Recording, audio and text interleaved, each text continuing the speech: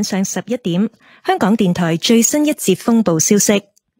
香港天文台發出最新熱帶氣旋警報，8號東北烈風或暴風信號現正生效，表示本港吹東北風，平均風速每小時63公里或以上。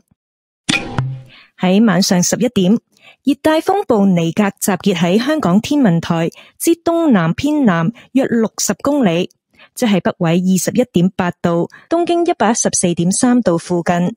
預料向西北移動，時速約10公里，靠近珠江口一帶。受到尼格及東北季候風嘅共同影響，港島南部正吹烈風，同時與尼格相關嘅狂風驟雨繼續影響本港。預料8號烈風或暴風信號會喺明日凌晨2點前維持。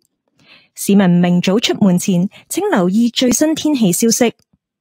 預料尼格會逐漸減弱，當尼格減弱為一個熱帶低氣壓，或本港嘅風力顯著緩和時，天文台會改發較低嘅熱帶氣旋警告信號。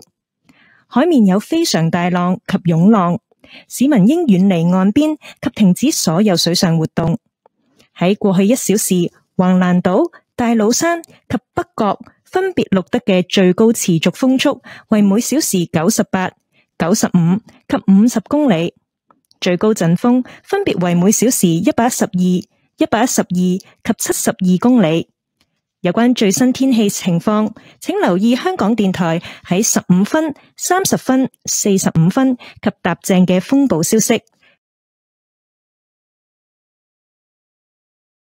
11 o'clock in the evening, Hong Kong Observatory's latest typhoon update. Here is the latest tropical cyclone warning bulletin issued by the Hong Kong Observatory. The number 8 northeast galer storm signal is in force.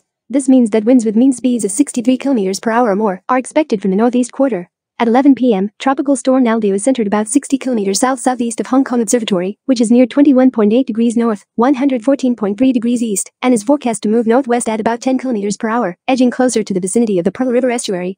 Under the combined effect of Naldo and the northeast monsoon, gale force winds are affecting the southern part of Hong Kong Island.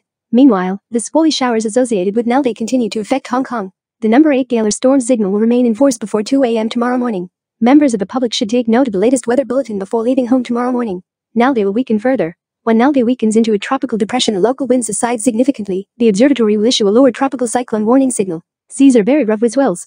Members of the public are advised to stay away from the shoreline and not to engage in water sports. In the past hour, the maximum sustained winds recorded at Wavelin Island, Tate's Cairn and North Point were 98, 95 and 50 km per hour, with maximum gusts 112, 112 and 72 km per hour respectively. Please listen to Radio Television Hong Kong on every hours at 15, 30, 45 and o'clock for the latest weather information broadcast.